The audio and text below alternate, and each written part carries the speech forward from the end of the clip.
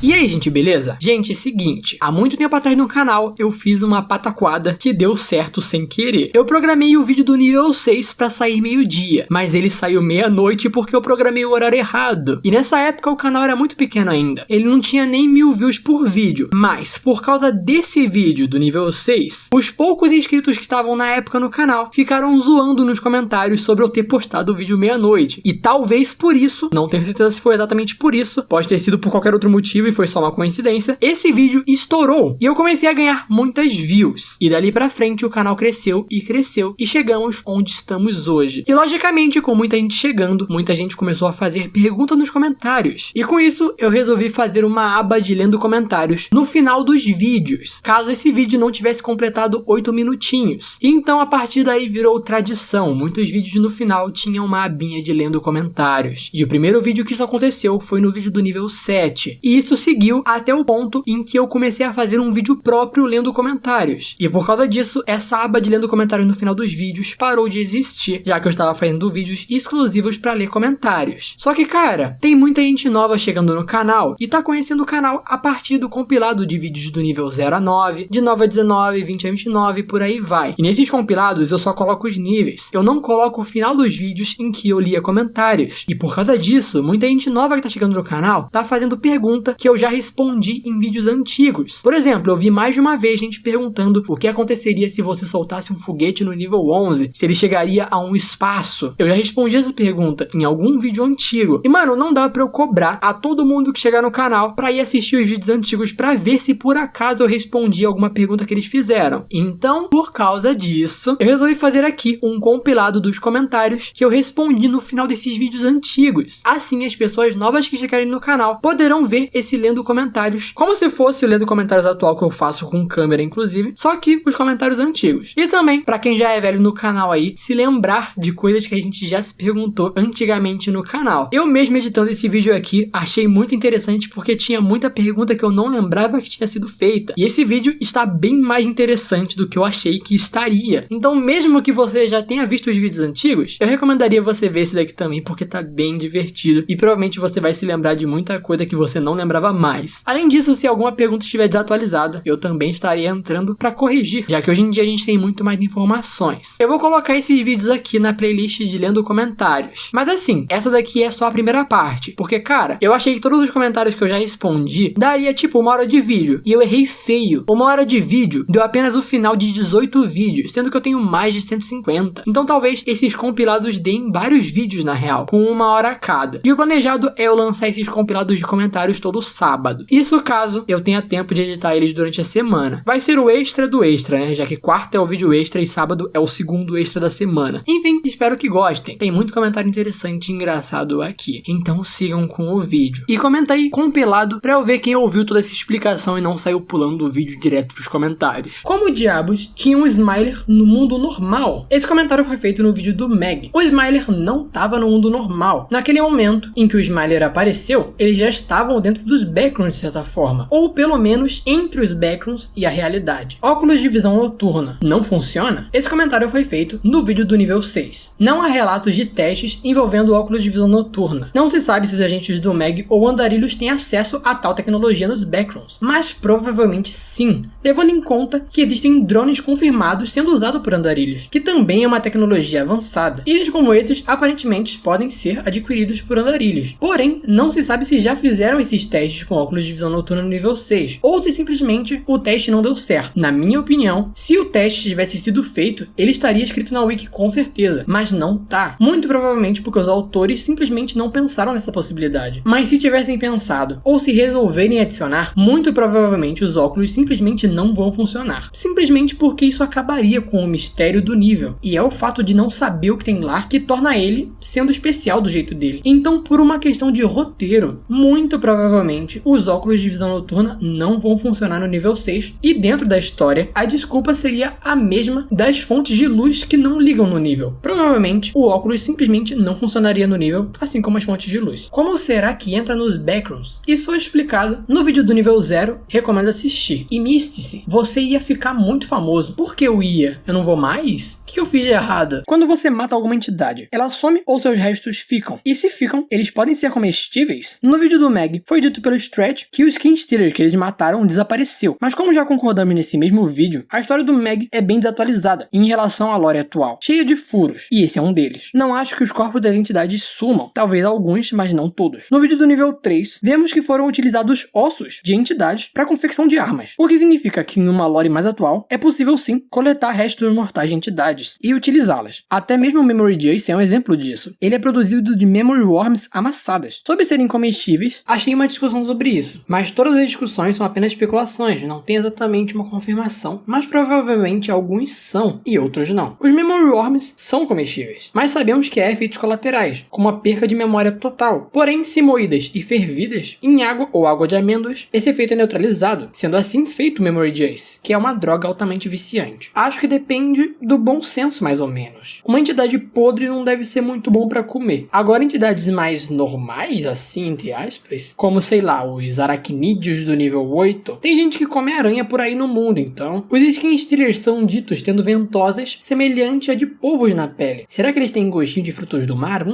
Então, pra mim, alguns devem ser, outros não devem ser. E muito provavelmente a maioria deve ter efeitos colaterais. É possível matar ou nocautear entidades? Elas têm um ponto fraco? Definitivamente é possível matar entidades. Sobre ponto fraco, a história do Stretch, do vídeo do Meg, diz que eles viram um ponto fraco no Skin Stealer e atacaram ele nele, matando a entidade. Porém, de novo, essa história é antiga, parece desatualizada em relação à lore atual. Acho que seria mais lógico não terem um ponto fraco, literalmente tipo, sei lá, uma bolinha atrás da cabeça que batendo ele morre. Porque senão pareceria, sei lá, um boss de um joguinho, ficaria meio caricato, meio bobo. A não ser que você considere coisas mundanas como um ponto fraco. Tipo, sei lá, o pescoço. Que o pescoço dos seres humanos tem veias importantes ali, se você cortar, já era. Então pode ser que entidades tenham pontos fracos em certas áreas. Tipo, no peito, na cabeça, o que seria mais normal. Assim como matar uma pessoa faz mais sentido você enfiando a faca no peito do que enfiar na perna, provavelmente algumas entidades devem ter pontos mais fracos do que outros sim. E muito provavelmente humanoides seriam peito, cabeça, pescoço. Mas, se você tá perguntando, tipo, uma bolinha, tipo, uma listra, que nem um boss de um jogo, imagino que não. Como que o andarilho dos Backrooms consegue encontrar um Meg ou vice-versa? Bom, acho que do mesmo jeito que se você fosse jogado no meio de um deserto, você teria que achar a civilização de volta. Pode ser que em alguns desertos tenham placas indicando para onde você tem que ir para achar pessoas. Em outros desertos não vai ter nada. Acho que é o mesmo princípio para os Backrooms. O Meg, como um grupo feito para salvar andarilhos, provavelmente tem indicando em lugares como encontrar eles, em alguns níveis, mas ainda assim são ambientes enormes. Você só vai achar se andar e procurar, e se tiver sorte. Qual o seu nome? Eu me sinto incomodado sem saber. Meu nome é Kainan. Ninguém nunca sabe escrever meu nome de primeira. Então desafio você aí nos comentários agora escrever como que você acha que escreve meu nome. Vou colocar na tela o jeito certo em 5 segundos. Vai lá nos comentários e escreve.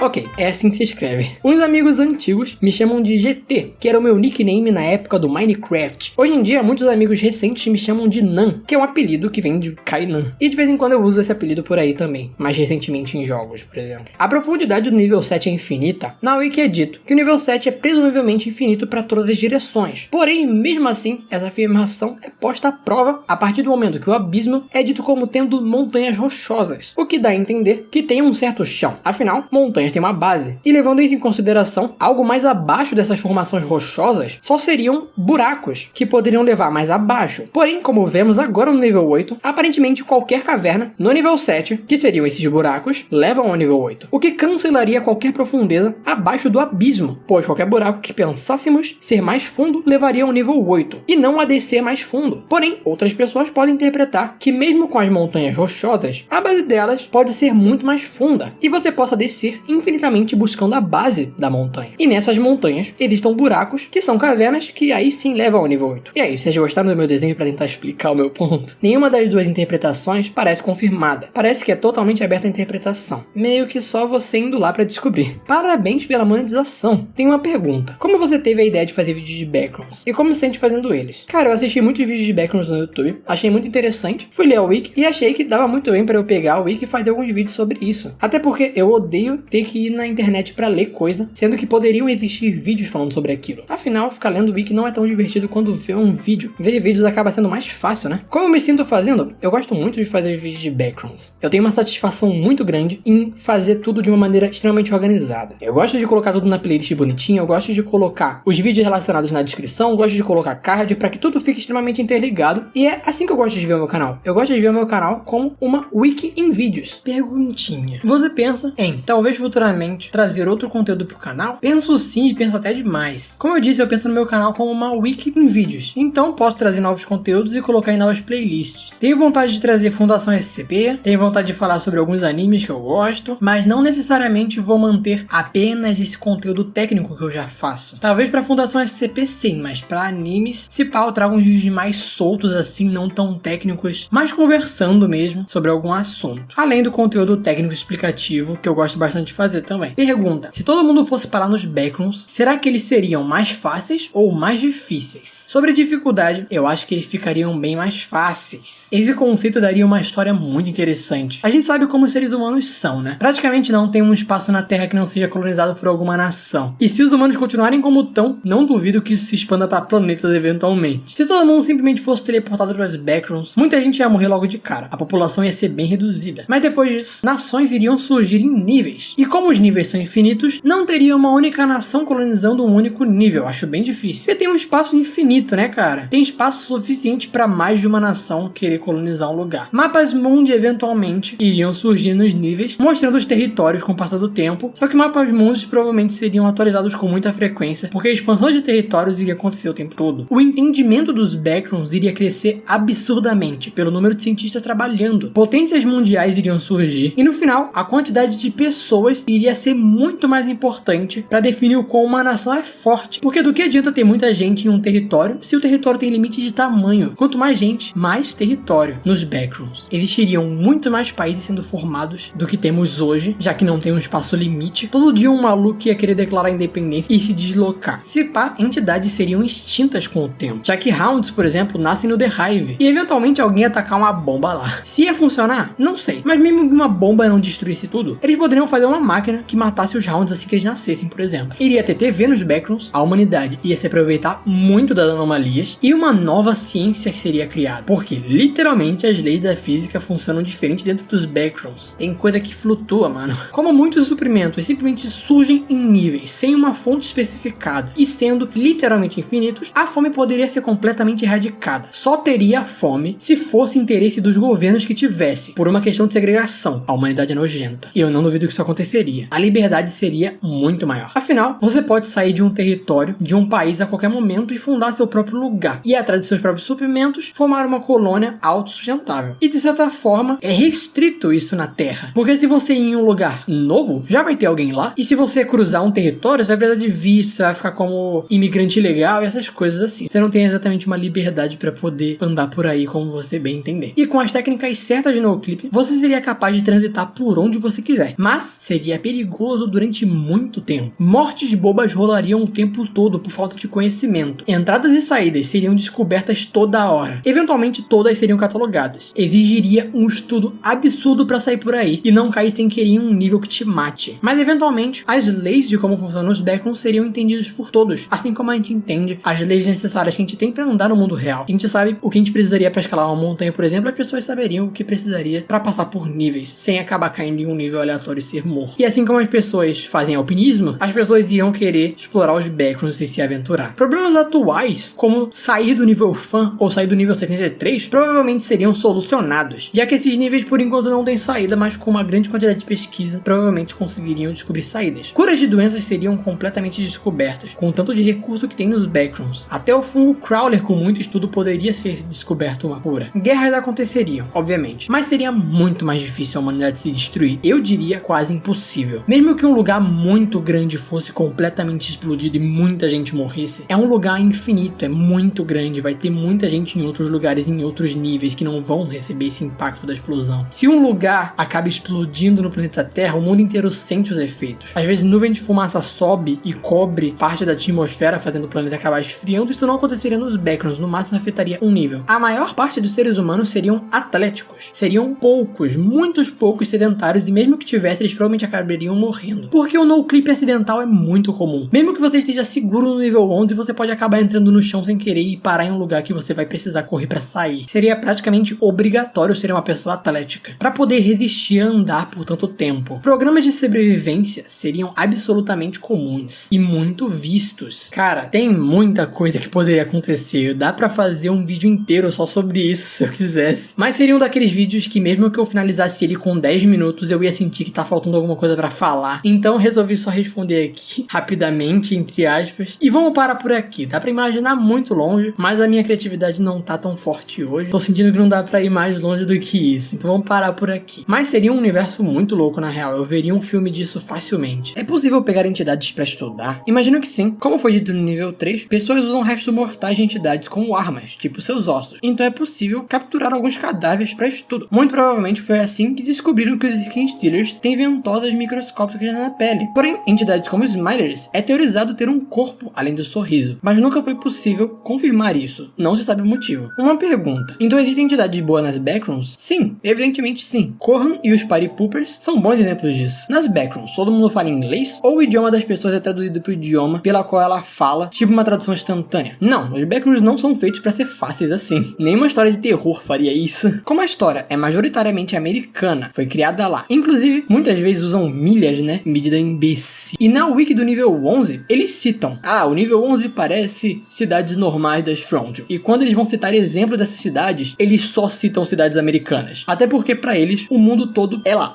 Onde eu quero chegar com isso? Quero chegar que os backrooms, na lógica que a própria história propõe, é uma história mundial. Pessoas do mundo todo podem no-clipar e cair nas backrooms. Essa proposta de no-clip aleatório é 100% isso. Qualquer pessoa no mundo pode no-clipar a qualquer momento. Nunca foi dito que os backrooms ocorrem nos Estados Unidos. Porém, mesmo assim, a história só retrata coisa americana. Só tem personagem americano, não cita um personagem de fora. E onde eu quero chegar? Bom, se os backrooms fossem algo real, se você caísse lá dentro e você encontrasse uma pessoa, a nacionalidade dessa pessoa seria totalmente aleatória. Não teria como você ter certeza de onde ela é e de qual idioma ela fala. Afinal, o no-clip é 100% aleatório, qualquer pessoa do mundo pode cair nas backrooms e você tem uma chance completamente aleatória de achar qualquer pessoa do mundo lá. Você poderia fazer uma conta de porcentagem, sei lá, por exemplo, achar um indiano ou um chinês seria provavelmente muito mais fácil, já que a população desses países são muito maiores do que a população de muitos outros países. Mas ainda assim, você poderia achar qualquer pessoa lá dentro. Isso seria um impeditivo para criar em grupos, certo? Errado. Usamos o inglês sempre como língua secundária para falar com estrangeiros. Mesmo que você não saiba falar inglês, você provavelmente entende um pouco, porque é inevitável ter contato com essa língua. A verdade é que a maioria das pessoas falaram em inglês nos grupos, já que os grupos seriam formados por um monte de nacionalidades diferentes. Alguns que não sabem inglês teriam dificuldades, mas com o tempo teriam que se adaptar a isso. E se adaptariam forçadamente de certa forma. Eventualmente, esses grupos iriam se organizar, e pessoas de mesma nacionalidade iriam se juntar. Digamos que surgiu um grupo no nível 1, um grupo com um monte de nacionalidades diferentes. Tem um brasileiro só, e do nada aparece outro. Esses dois vão acabar se unindo mais do que os outros. E os outros do grupo, que também tivessem nacionalidades em comum, também iriam acabar se juntando. Eventualmente, 20 brasileiros iriam se juntar e iriam poder se separar desse grupo inicial, já que eles já seriam independentes o suficiente para isso. Então, digamos que você entrasse no nível 1 e você encontrasse um grupo de uma nacionalidade completamente aleatória. Eles provavelmente iriam encaminhar você pro grupo brasileiro. Então, acho que a ordem natural das coisas é isso. Inicialmente, grupos aleatórios iriam se formar e depois, com o tempo, grupos de nacionalidades diferentes iriam se separar. E pessoas que chegassem iriam ser encaminhadas para os seus respectivos grupos. Mas é óbvio que a gente não vê isso na wiki. O americano não tende a pensar muito em gente de fora. Mas um backrooms realista seria assim. Mas se for considerar que os backrooms da wiki são os de verdade, independente de quebrar a lógica que eles mesmos propõem, você estaria tranquilo.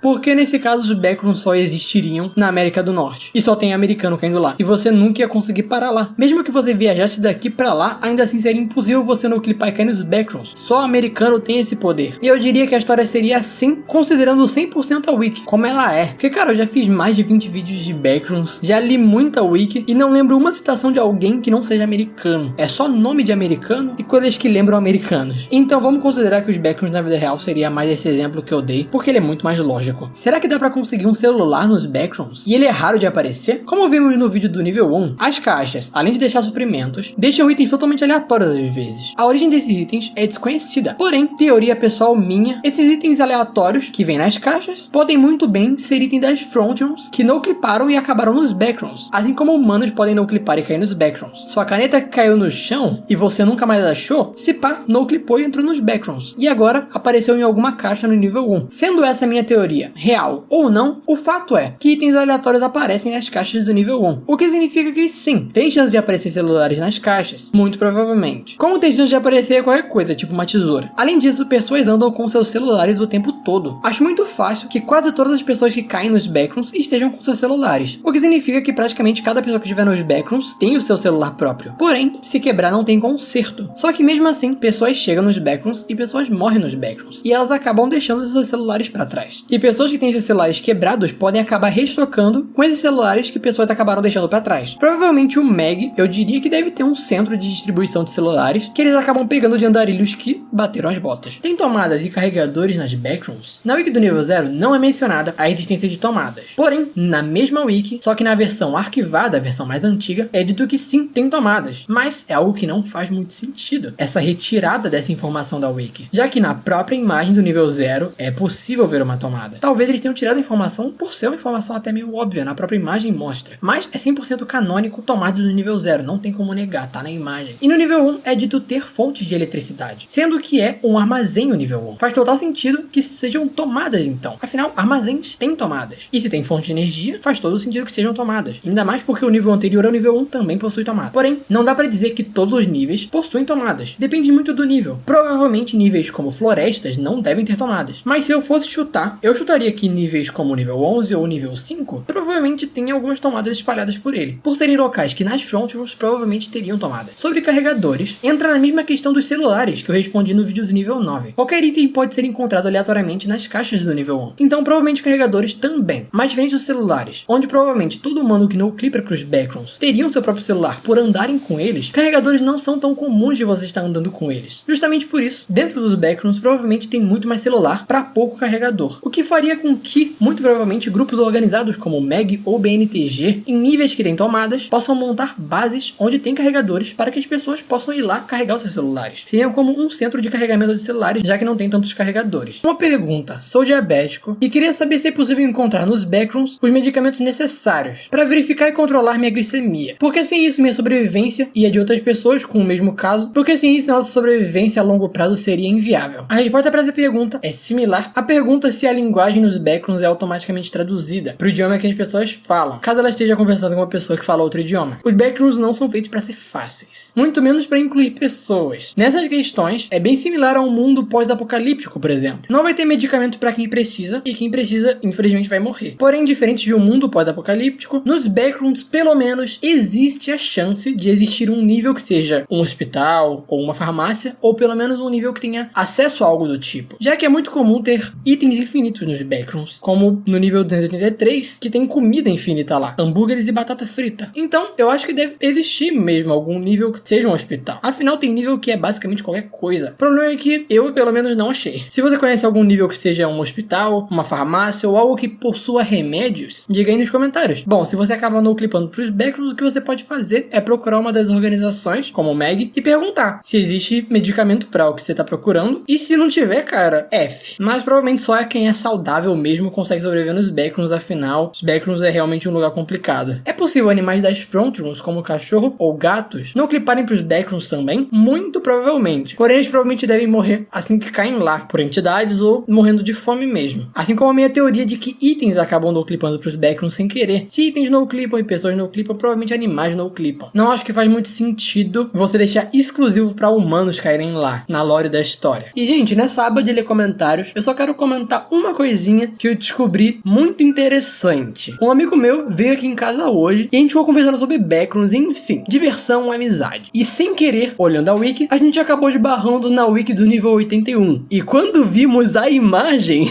Juan. Mas, enfim, além disso, basicamente descobri que o nível 81 serve como o nível 0, só que para animais. Ou seja, a pergunta de se animais podem cair nas backrooms agora é confirmada. Podem sim. E quando eles não clipam e caem nas backrooms acidentalmente, eles vão diretamente pro nível 81. Esse nível, inclusive, é muito comum você achar animais aleatórios por aí. Achei essa informação totalmente do nada sem querer. querer. E, cara, a imagem desse nível é completamente intancável. Não é possível.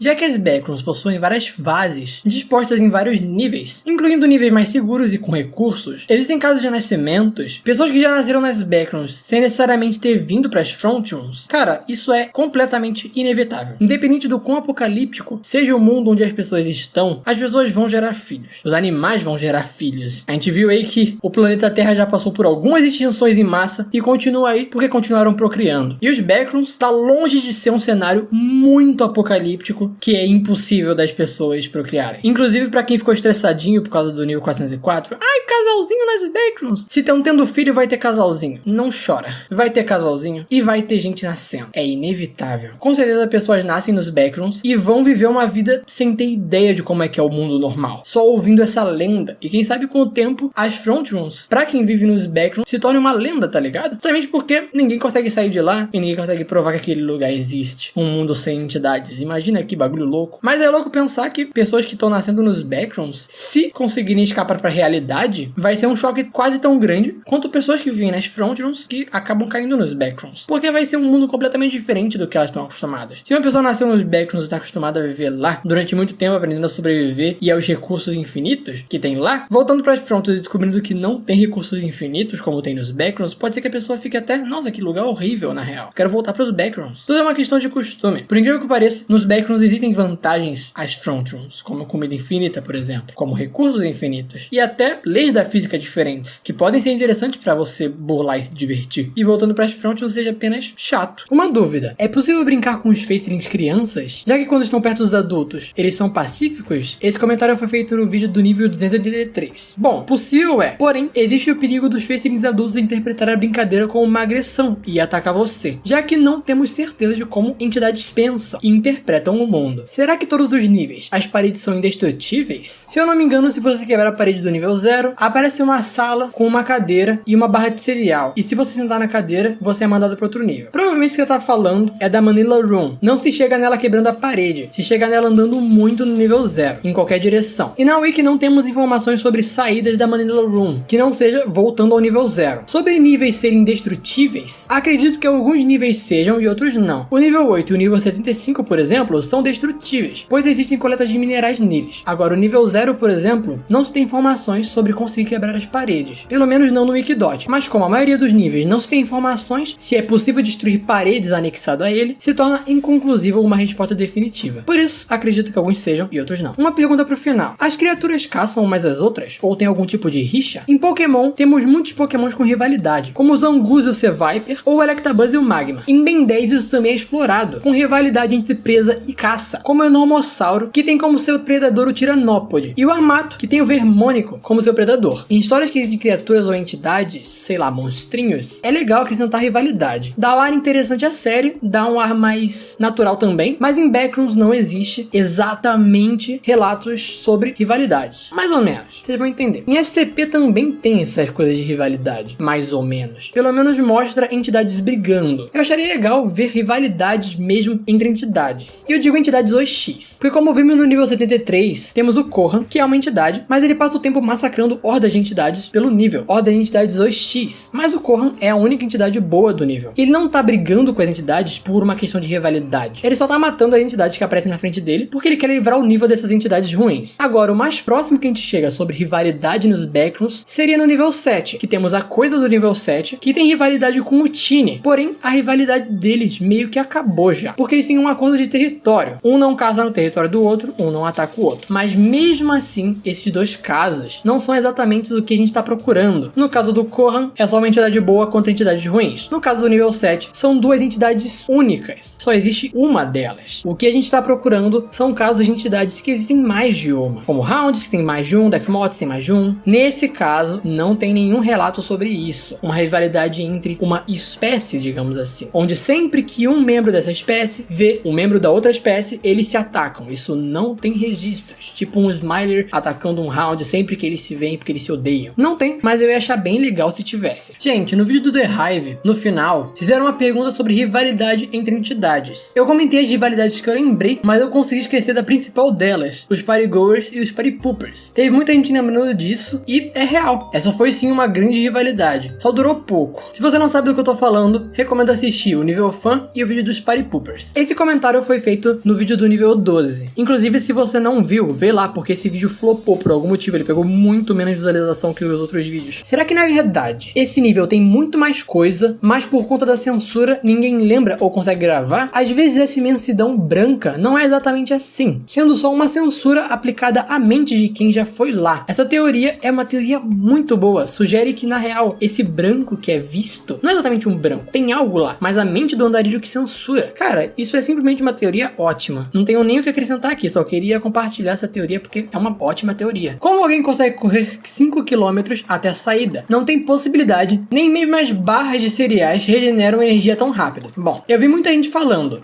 mas o nível tem 10 km, mas você spawna no meio, então você só corre 5. Mas o nível tem 20 km e você spawna no meio, então só corre 10. Gente, eu leio a wiki inteira no vídeo, pulo o que não for necessário, como registro de áudio desnecessário, mas ainda assim eu leio eles. Se essas informações existissem na wiki, eu teria dito. A wiki diz 10 km de corredor e diz que você precisa correr os 10 km.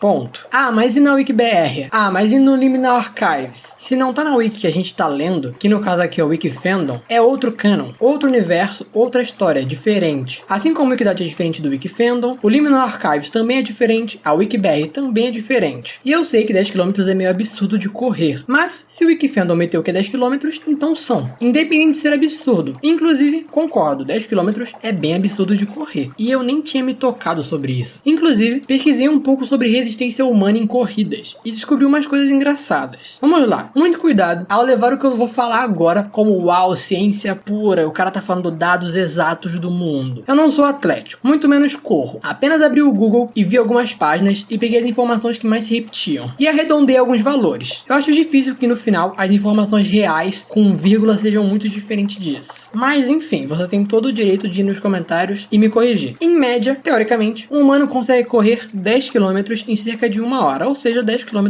por hora. Porém, isso é uma pessoa mais atlética que pratica. Além disso, esses resultados parecem ser para pessoas que correm de uma maneira mais calma, sabe? Corrida de exercício, que você vai dando aquela corridinha calma. E para pessoas que não estão acostumadas com esse tipo de treino, fazer 1 km direto já é muito difícil. Exige treino para pegar o ritmo. Ou seja, se você correr calmamente pelo nível, o que é impossível, porque correr calmo de um monte de entidade te caçando não tem muita lógica. Você demoraria 1 hora correndo mais ou menos. Ou seja, você no desespero, digamos assim, vamos dizer que suba desses 10 km por hora para 20. Saindo da corrida calma de 10 km para 20 numa corrida desesperada. Ou seja, você faria os 10 km em 30 minutos. Por aí. Mas correr no pique, o mais rápido que você pode, por 30 minutos, é possível? Não é nenhuma questão de parar pra pesquisar se isso é possível. É uma pergunta muito específica pra achar no Google, eu acho. Mas assim, eu não acho que eu consiga correr no pique, na minha velocidade máxima, por 30 minutos. E detalhe, essa média de quilômetros por hora de que alguém consegue correr, geralmente não é medido. Tipo, corre lá 1 hora que a gente vai calcular se você correu 10 quilômetros. Não, geralmente a pessoa corre por 10 minutos ou por 100 metros e esse valor é multiplicado para ver quanto que ela correria num tempo maior. Ou seja, às vezes nessa conta, o valor nem leva em consideração a desaceleração por cansaço ou fadiga. Mas assim, vamos levar na melhor das hipóteses e esquecer isso. Considerar que sim, é feito considerando cansaço e fadiga, ok? Porque assim dá uma vantagenzinha para a própria wiki. Ainda assim, é um valor muito absurdo. Mas tem barra de cereal no meio do caminho. Quando você come algo, ele não vira energia instantaneamente. Você precisa de um tempo para digerir. E definitivamente, o tempo que você vai passar no nível não é o suficiente. Além disso, você já tentou comer algo e depois andar um pouquinho mais rápido que o seu normal? Às vezes dá uma dor na lateral da barriga que você não consegue mais andar. Porque depois de comer, não é para você fazer exercício pesado, é para você descansar. O corpo não foi feito para comer e praticar exercícios pesados, nem mesmo andar um pouquinho mais rápido do que você andaria. Porém, até agora só levamos em consideração as coisas que ridicularizam essa escolha de 10 km da wiki. Afinal, até agora, parece apenas impossível conseguir correr esse valor. Mas tem duas coisas para levarmos em conta que pode ser que seja o suficiente para tornar essa corrida possível. Primeiro, e o menos importante das duas, quem está nos backrooms há algum tempo acostumou a andar longas distâncias, ou até mesmo fugir de entidades. Então, daria para subir a categoria desse humano de sedentário para alguém minimamente atlético pelo menos. Seria como uma pessoa que pratica corrida frequentemente, o que aumenta as capacidades desse humano. Eu não conseguiria correr 1 km se pá, mas pessoas que fazem exercícios regulares, ou pessoas que estão andando nos backrooms durante muito tempo, conseguem sim. E agora agora o argumento a favor mais importante, o desespero. Existem registros de pessoas que levantaram carros para salvar uma pessoa que estava embaixo dele. Levantar um carro, algo que ninguém conseguiria fazer normalmente. Mas o desespero liberou uma força absurda para eles. Por mais que provavelmente eles devam ter machucado o braço ou algo do tipo depois. Existem mais de um registro disso. Pessoas adquirindo muita força ou muito fôlego em uma situação de desespero. Principalmente em perseguições. É a clássica reação de luta ou fuga, que seu cérebro libera adrenalina e tudo mais. O que aumenta suas capacidades físicas por um período de tempo. E tem momento melhor para o seu corpo ativar isso, se não em uma situação que você vai ser morto por entidades se elas te pegarem? Dependendo do tempo que você correr, se pá, você pode ter algum tipo de efeito colateral, como desmaiar após sair do nível. Mas esse instinto pode ser sim o suficiente para te fazer correr esses 10 km em velocidade máxima, nos 30 minutos ditos. Mas acredito fortemente que você desmaie depois de sair do nível. Porém, eu ainda acredito que mesmo com essas informações, ainda fique meio numa zona cinzenta ali, uma linha que eu não sei se realmente isso é possível ou se não é possível. Talvez seja possível para algumas pessoas e para outras não, depende muito do seu físico. Mas e aí, tem algum atleta na audiência que pode dar informações mais precisas do que as minhas? Ficarei feliz em pôr o seu comentário em um próximo vídeo, caso ele complemente bem a minha teoria aqui. Se eu fosse me aprofundar muito para saber os valores exatos e tal, ia demorar muito tempo pesquisando e infelizmente eu não tenho tanto tempo assim. Mas aí, o que você acha sobre essas conclusões? Diga nos comentários. A água do nível 7 pode ser potável? Cara, isso é uma boa pergunta, porque na wiki do nível 7 não é especificado se a água é doce ou salgada. Mas como o nível é descrito como um grande oceano, imagino que isso torne implícito que a água é salgada mesmo, o que pode tornar o nível 7 uma fonte de sal, né? Talvez a principal por ser um dos níveis iniciais. Ou não, porque chegar e sair do nível 7 é um problema meio chato. Atrás é o nível 6 imprevisível e na frente é o nível 8 que só mergulhando no nível 7 para chegar nele. Mas existem métodos de tornar a água salgada doce. Só não sei se vale a pena, até porque a água de amêndoas e água normal pode ser facilmente encontrada em vários níveis, que são bem mais acessíveis do que o nível 7. Então é um processo que no final nem vale a pena. O nível 1 tem água potável, o nível 11 tem muita água de amêndoas, então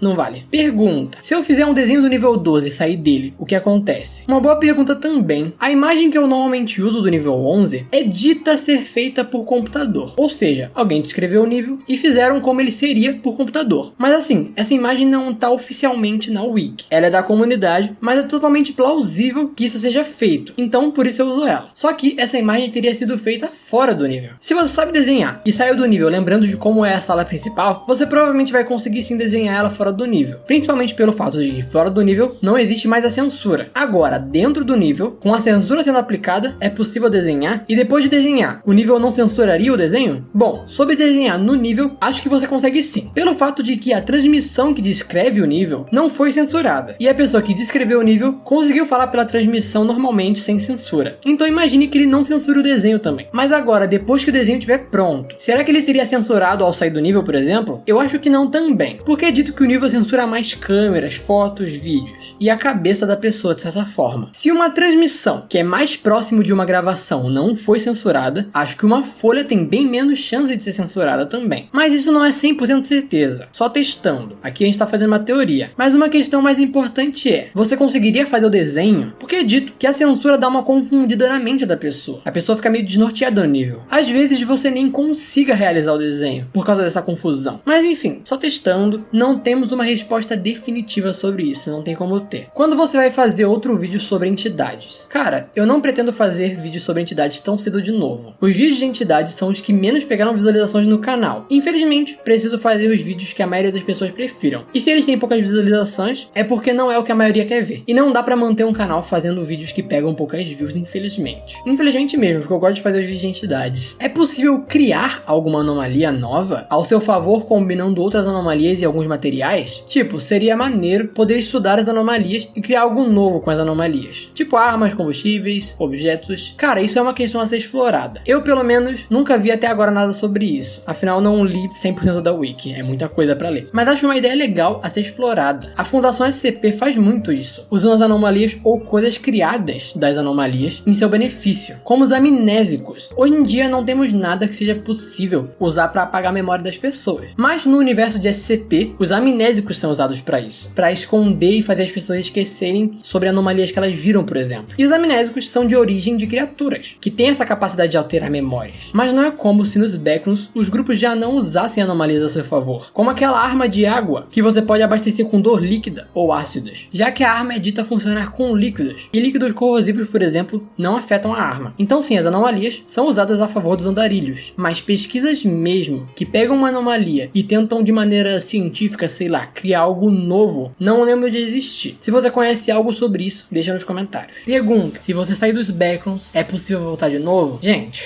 essa parada de sair dos backrooms pra mim estraga a história completamente. Vamos lá, o que sabemos sobre a história até o momento? Você entra, passa por níveis, pode escolher alguns pra viver nele, pode fazer parte de algum grupo que tem conflitos com outros grupos, tem que lutar contra entidades, tomar cuidado pra não cair em níveis aleatórios sem querer, existem itens anômalos que você pode usar, descobrir coisas novas, mas o principal é, as pessoas que entram lá não sabem exatamente como o lugar funciona, e isso traz todo o mistério da história. Aí pronto, uma saída descoberta. O que aconteceria? Bom, primeiro que as pessoas do mundo normal vão descobrir sobre os backrooms, porque as pessoas vão sair de lá e vão falar sobre eles. Eventualmente, pessoas vão cair nos backrooms sabendo da existência deles. Vão sair, vão confirmar a existência, e com uma saída descoberta, o próximo passo é aqui fora descobrir uma entrada mais concisa. Afinal, se dentro dos backrooms uma saída foi descoberta, imagino que fora deles uma entrada seja menos difícil de ser descoberta. E aí pronto, vai ter cientistas do mundo entrando nos backrooms e pesquisando. Com isso, os mistérios do lugar vão sendo revelados, e a história se torna outra coisa e morre a história que a gente conhecia. E sabe qual a principal diferença dessa história para a história que temos agora? É que isso coloca um fim nela. Eventualmente, todo o misticismo envolvendo a história seria perdido. Iria se tornar mais uma ficção científica, como a série do Kenny Pixels, por exemplo. Isso é ruim? Não é ruim, mas vai acabar com a história que a gente conhecia. É legal ver a história do Kenny Pixels, que é um universo que ele criou baseado nos backrooms, sendo mais uma ficção científica. Mas a gente sabe que em algum tempo a série dele vai acabar. E quando acabar, acabou. O que é legal em assistir um vídeo do nível 6? É legal que a gente não sabe muita coisa sobre o nível. Isso torna ele especial do jeito dele e misterioso. Com cientistas entrando e saindo dos backrooms, tudo do nível 6 vai ser revelado eventualmente. Se pá, a coisa do nível 7 e o Tiny podem ser capturados pela tecnologia. Um submarino pode ser posto no nível 7 e acabou todo o mistério dele também. O oceano vai ser completamente revelado. Seria legal no início, a gente iria descobrir o que está acontecendo na história. Mas, sem mistério, a história acaba. Entende a questão? Ou, sendo mais pé no chão, você sai dos backrooms e acabou. Esse é o problema de descobrir uma saída para os backrooms. Põe um fim na história que conhecemos e transforma ela em outra coisa, completamente diferente. Transforma ela numa história muito similar à do Kenny Pixels. E a gente já tem a história do Kenny Pixels. A gente não precisa transformar a história que a gente tem aqui em algo parecido com ela. Mas esse não é a única questão. Um outro fim que também acontece na história é que, por exemplo, na história do Meg, a gente sabe que o Stretch, a irmã e os amigos têm o principal objetivo de descobrir uma saída dos backrooms e tirar as pessoas de lá de dentro, porque é um lugar chato de sobreviver. Então, descobriu uma saída, ok, todas as pessoas do Meg saem, eventualmente o pessoal do BNTG vai sair também, e acabou. Todas as pessoas que saíram vão ser substituídas por pessoas do mundo real que ficaram interessadas, ou cientistas. E aí, a história é outra, muda completamente. Você pode argumentar que isso é interessante. Eu digo que também é, eu também acho interessante. A história mudaria completamente, viraria outra coisa, mas viraria outra coisa também interessante. Eu ia achar legal que os segredos do nível 6 fossem revelados, os segredos do nível 7 fossem revelados, eu ia achar legal, mas eventualmente ia acabar. Depois que os segredos fossem revelados, acabou a história. E não é isso que eu quero. Deixa isso de explorar o universo de backrooms de uma maneira científica, que eventualmente vai ter um fim, pra série do Kenny Pixels. Pra essa história que temos, é legal que ela se mantenha como ela é, com os mistérios que ela tem, com os desafios que ela tem e com pessoas normais, não cientistas entrando do mundo real para as backrooms, pessoas normais explorando, descobrindo e tendo seus problemas. Sendo um universo completamente diferente do nosso, onde não tem uma saída, faz com que as pessoas vão ter que viver nele, as pessoas vão procriar nele, pessoas vão nascer nos backrooms e nasce um universo completamente diferente. A partir disso poderiam nascer filmes, séries de pessoas sobrevivendo nos backrooms. E não mudaria a história que temos. Pessoas continuariam descobrindo níveis, continuariam dando mistérios, mistérios antigos seriam revelados, mistérios novos seriam descobertos. Conectando a nossa realidade 100% com os backrooms com entradas e saídas, acaba com isso, acaba com a história que a gente tem. É impossível uma saída ser descoberta e a história se manter como ela é. Com uma saída descoberta, tudo muda. Todos os grupos vão querer sair dos backrooms, todos os grupos que estão lá vão querer sair e voltar pra nossa realidade. Poucos vão querer ficar e muitos vão querer entrar pra descobrir. A história vira outra, não tem jeito. Graças a Deus, o Wikidot não parece que tá seguindo nesse tema de descobrir uma saída. O Wikidot parece pé no chão e parece que vai continuar com a trama de o pessoal dentro dos backrooms vai tentar descobrir uma saída, mas provavelmente isso nunca vai acontecer. Isso é bom. É bom porque vai manter a nossa história como ela é. É completamente impossível uma saída ser descoberta e a história continuar como ela é. É completamente irreal isso acontecer. Mas, de novo, também acho legal como a história seguiria a partir do ponto que uma saída fosse descoberta. Mas eu não quero que isso mate a história que a gente tem agora. Se for pra ser esse o caso, continuamos acompanhando a história do Kenny Pixels, que é uma história muito legal, que tem uma saída e entrada pros backrooms. A gente vê que os cientistas conseguem entrar e sair livremente, mais ou menos, alguns ficam presos, mas enfim. Eu não quero que a história que a gente tem morra. E a história que a gente tem morre a partir do momento que uma saída é descoberta. Então, Wikidot, por favor, se mantenha na linha, não mete uma saída, não destrói a história. Mas, respondendo a pergunta,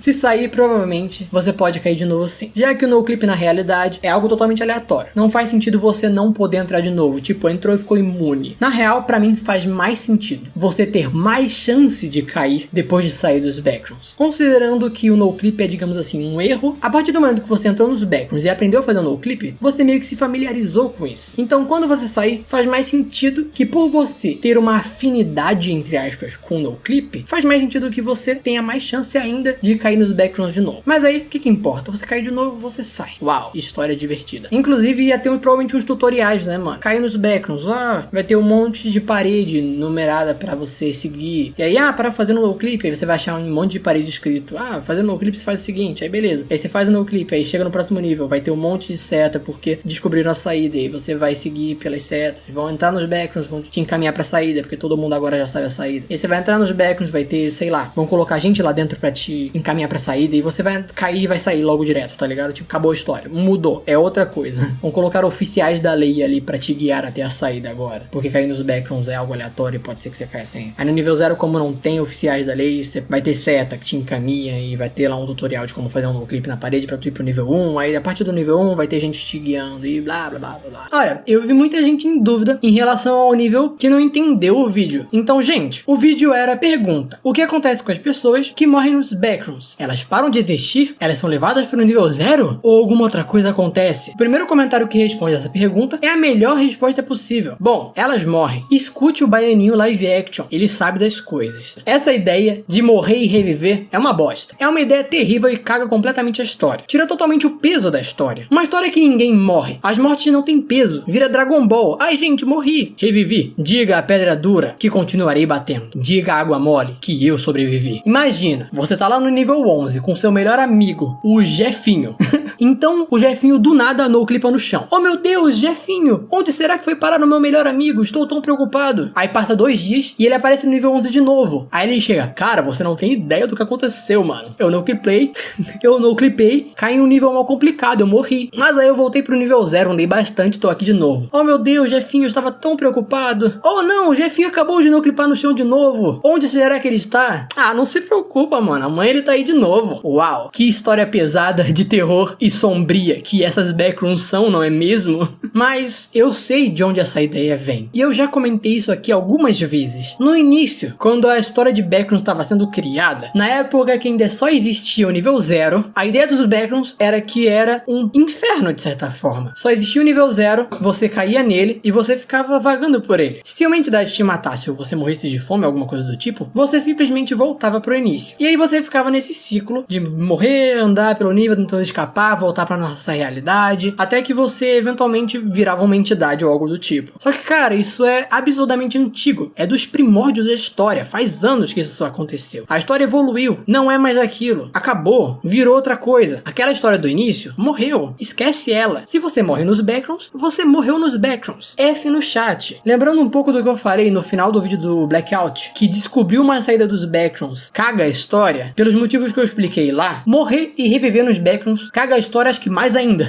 Acho que é pior você morrer e reviver nos backrooms do que ter uma saída dos backrooms. Porque morrer e reviver fica só caricato na história atual que a gente tem. Se fosse como antigamente, seria mais legal. Que é só um nível, você fica andando por ele tentando escapar, e você fica morrendo e voltando até você virar uma entidade. Agora não. Agora ficar morrendo e revivendo só é bobo, porque você não tá mais sozinho. Agora são um monte de nível que você pode encontrar pessoas, você pode formar uma família nos backrooms. E acabou, não tem peso você morrer nos backrooms. Porque você vai voltar pro nível 0 e vai ficar voltando e blá blá blá. Pelo menos achando uma saída, a história muda e vai pra um caminho mais ficção científica. específica, como eu expliquei no vídeo do Blackout. O que é mais interessante do que ficar Dragon Ball Zando as backrooms.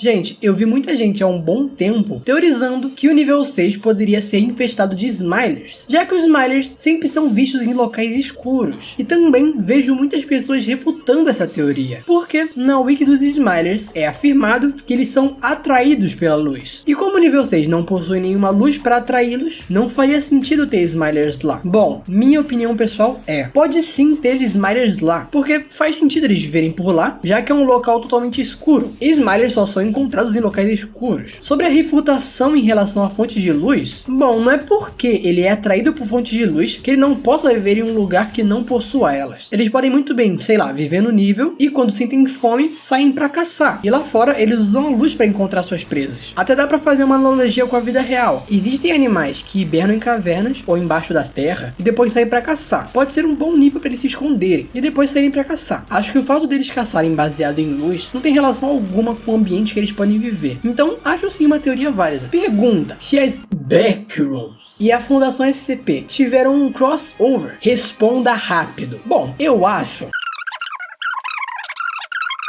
que o nível 14 tem apenas os rounds, porque na parte dos elogios sobre o nível 10, você consegue ouvir as crianças uivando para a lua. Acredito que não sejam rounds, porque existe uma outra entidade que se chama literalmente Ruler, uivador. Então com esse trecho, se tiver uma entidade no nível 14, provavelmente seriam os Rulers. Pra quem não lembra do que ele tá falando, na wiki do nível 14 tem um trecho na wiki que diz: você consegue ouvir as crianças uivando para a lua? Alguma coisa do tipo. Então eles estão levantando a hipótese de que se tem entidades no nível, seja alguma entidade que uive. Pelo menos seria uma das entidades do nível. E é uma teoria interessante sim. Eu mesmo não parei pra pensar nisso. Acho que seria bem louco na real se a wiki botasse assim umas coisinhas, umas informaçõezinhas assim no meio, que se você parar pra analisar bem, te leva a uma conclusão interessante. Faz sentido linkar essa frase das crianças uivando com essas entidades. Mas agora, rounds ou rulers? Eu acredito que se for escolher uma delas pra estar no nível, seriam os rounds. Os rulers eu pesquisei um pouco e vi que eles não chegam a ser agressivos com andarilhos. Na real, eles fogem dos andarilhos. E isso não faria sentido com o fato do nível ser dificuldade de sobrevivência 5. Sendo dificuldade de sobrevivência 5, faz mais sentido que sejam os rounds, já que os rounds são bem agressivos. Além disso, o nível 14 é bem antigo já na história. E a entidade ruler é bem recente. E os rounds são muito antigos também. Então faz mais sentido que os rounds estejam no nível 14 do que os rulers são novos. E os rounds são muito comumente vistos em vários níveis. Então não me surpreenderia que eles estivessem também no nível 14. Os rulers não tem muito registro deles em vários níveis. Então, acho que os rounds se encaixam melhor nessa teoria. De entidades, eu lembro que tem uma, a 75.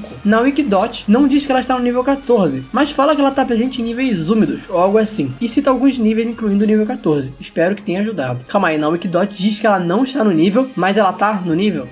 Tá. Eu dei uma olhada na entidade número 75. E essa entidade são os Wranglers. Já comentei dele em alguns níveis aqui no canal. Eles são entidades até comuns. E sim, na wiki dela, diz que ela pode ser encontrada no nível 14. Então, pelo menos diferente dos rounds, essa aqui é confirmada que tem sim no nível 14. Mais uma informação aí pra complementar o nível 14. Uma pergunta: se você estiver segurando algo nas frontions e você cair nos backrooms, você continua com o que você estava segurando? Bom, até onde o meu conhecimento vai, não conheço nenhuma página na wiki que responda essa pergunta. Então, apenas podemos especular. Mas, na minha opinião, o que você estiver carregando vai junto com você para as backrooms sim, a não ser que você solte ela enquanto seu corpo estiver na queda. Mas por que eu acho isso? Bom, você não vai pelado para os backrooms, você vai vestido. Sua roupa não faz parte do seu corpo, que nem algo que você estaria segurando, mas elas vão para os backrooms assim mesmo. Além disso, pensa um pouco comigo. Digamos que você está segurando uma colher, aí você atravessa o chão e se mantém segurando a colher, porém ela não atravessa junto com você. Bom, ela ficaria parada no chão e você cairia para dentro dele. Logo você usaria a colher para se segurar e tentar subir novamente. É como se você tivesse, sei lá, num céu pendurado por uma corda, mas a corda seria a colher e o céu seria o chão.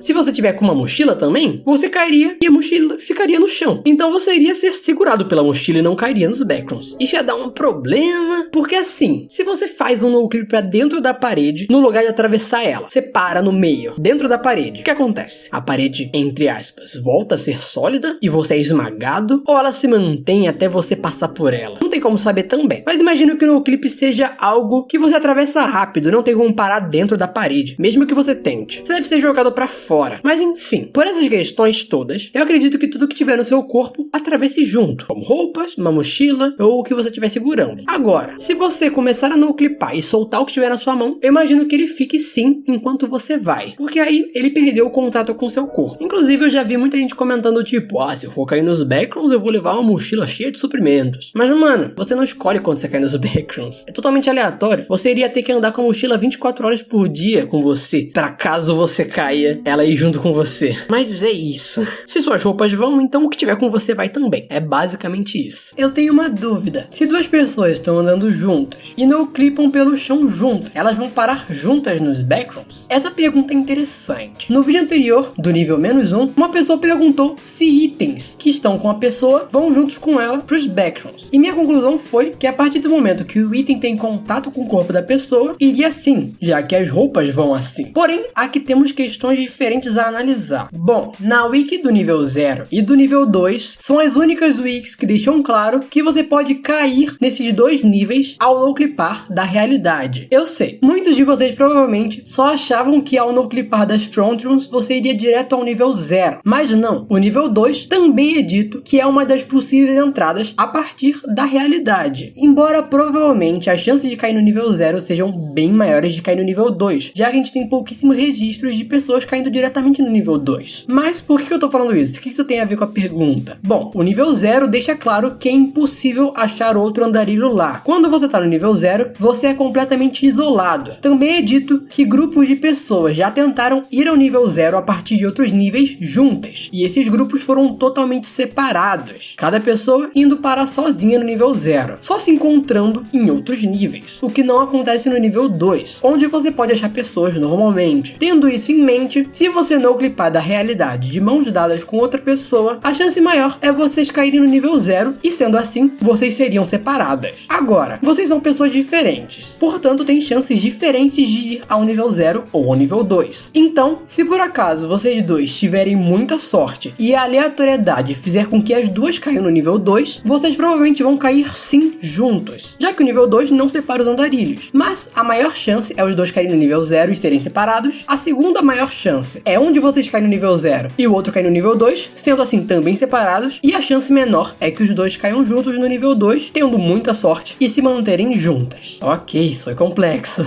É possível morar no hub? Se for, quero um ticket para entrada. Bom, como vimos no vídeo do hub, o hub é one shot. Você só pode acessar ele uma vez. Após acessar ele a primeira vez, você fica impossibilitado de entrar nele de novo. Também vimos no mesmo vídeo que existem colônias no hub. O Meg tem colônias, por exemplo, e eles guardam lá muitas chaves de níveis para serem usadas nas portas do hub. Se você não sabe do que eu tô falando, assiste o vídeo do hub. Com isso, concluímos que sim, dá para morar no hub. Porém, o processo não deve ser fácil. Primeiro, porque o hub não tem suprimentos. Pelo menos, a wiki não fala nada sobre ter suprimentos no hub. Significa que comidas e, enfim, itens básicos para os humanos se estabelecerem em algum lugar têm que ser trazidos de fora do hub. Então, pensa nesse exemplo. O Meg enviou 10 pessoas para ficarem no hub, para ajudar as pessoas que caírem lá sem querer. O que acontece muito? Primeiro, se uma dessas 10 pessoas não quiser mais ficar no hub, o trabalho dela nunca mais poderá ser recuperado. Ou seja, se ela resolver sair do hub, esse andarilho nunca mais vai poder voltar para trabalhar no hub de novo, já que ele já entrou uma vez. E nós somos humanos, não tem muito o que fazer no hub. Então imagino que sempre vão ter pessoas querendo sair de lá depois de um tempo. O que significa que sempre um trabalhador novo tem que ser posto no lugar desse que saiu. Pode ser que com o tempo faltem trabalhadores, já que todos podem já ter ido ao hub no passado e não ter gente que ainda não foi. Mas como o Meg sempre está recrutando novos andarilhos, já que sempre tem gente caindo nos backrooms, imagino que esse não seja o maior dos problemas. E sobre os suprimentos, alguém tem que levar esses suprimentos, né? Se uma pessoa ir ao hub para levar os suprimentos para os andarilhos que estão acampados lá e irem embora, ela não vai poder levar novos suprimentos depois. Então outra pessoa tem que ser enviada. Entenderam o problema? Não é que nem o nível 1, que você pode ficar lá, ir embora, voltar, levar suprimentos, voltar, ir embora de novo. Tudo no hub tem que ser totalmente calculado. Porque se eles enviarem pessoas só para deixar alguém embora, já é um a menos que não vai poder enviar na próxima vez. Então provavelmente, assim que eles enviam um novo trabalhador para ficar no hub, esse trabalhador já deve ir com suprimentos. Para economizar, né? Não ter que enviar uma pessoa só para levar suprimentos. Então é aquilo, dá para fazer. fazer. Só precisa de bastante logística e estratégia. Então, não é uma tarefa fácil, mas dá pra fazer. Uma pergunta: se um humano doutrinado por Jerry entrar em contato com um Parigor e se transformar em um, essa pessoa vai ser um Parigor doutrinado ou não? Essa pergunta é bem interessante. Bom, sabemos que Facelings podem ser doutrinados por Jerry, mas os Facelings também são a única entidade que tem registro de serem doutrinadas por Jerry. E eu acho que isso ocorre pelo fato deles serem extremamente similares aos humanos, ou pelo menos pelo fato deles serem entidades muito simples, com uma mente muito simples. Eu imagino que se mais criaturas pudessem ser doutrinadas por Jerry, isso também seria dito, mas não é dito. É especificado que apenas Facelings já foram doutrinados por Jerry. Acho que as demais entidades não podem ser doutrinadas justamente por serem diferentes demais de humanos, ou por terem mentes extremamente complexas, digamos assim. Talvez uma mente que não esteja no lugar não possa ser doutrinada por Jerry. Apenas uma mente simples como a dos Facelings, ou uma mente no lugar como a dos humanos. Até porque os Facelings até agem como humanos em alguns níveis. Então acho que por essa similaridade, Facelings também podem ser doutrinados. Por isso eu acho que os Facelings são compatíveis com a doutrina de Jerry. E no caso dos Parigors, ou por exemplo até pelos Wretches, que os dois são entidades que já foram humanos, no caso deles, eles têm uma mente distorcida. O Parigor vira praticamente outra coisa, outra entidade, e os Wretches provavelmente têm uma mente degradada. Por isso que eu acho que com eles não deva ser possível transformar em um seguidor de Jerry, tanto por já ter ficado muito diferente de um humano padrão, tanto por ter uma mente distorcida, diferente de uma mente simples, como a dos humanos e a de Facelings. E com essa lógica, a gente também pode aplicar em outras entidades, mais ou menos. Porque uma entidade como um Skin Stealer não tem nada a ver com um humano. Não tem registro de que Skin Stealers são entidades derivadas de humanos. Então, por não serem próximos a humanos, a doutrinação de Jerry provavelmente também não deve funcionar. Então é isso, acho que pouquíssimas entidades podem ser doutrinadas por Jerry, e a única que eu consigo pensar agora são os Facelings, realmente são as únicas que têm relatos disso. Em Mystici, eu tava pesquisando sobre o nível 14 e descobri que existem dois níveis 14. Um deles é um nível enigmático, e quando eu tava lendo, foi mencionado que o verdadeiro nome do nível 14, no caso o Paradise, que eu fiz vídeo aqui no canal, se chama na verdade a Floresta Manchada de Sangue, e ainda dizem que o nível só tá com o nome Paradise devido a terminais infectados. Ou seja, a teoria de que o chão do nível é na verdade sangue está correta. Bom, esse comentário na real não tem muito o que responder, eu só achei a informação que ele passou muito interessante, e é verdade, eu fui lá conferir, realmente existe o nível 14 enigmático, que é o Military Hospital, e conferi as informações que ele disse, realmente tem isso, do nível 14 ser a Floresta Manchada de Sangue. Então é isso, provavelmente o chão do nível que eu disse que provavelmente era carne e sangue, provavelmente é isso mesmo, faz mais sentido agora com essas informações novas. Se você chamar um iFood com você dentro das backrooms, o que acontece?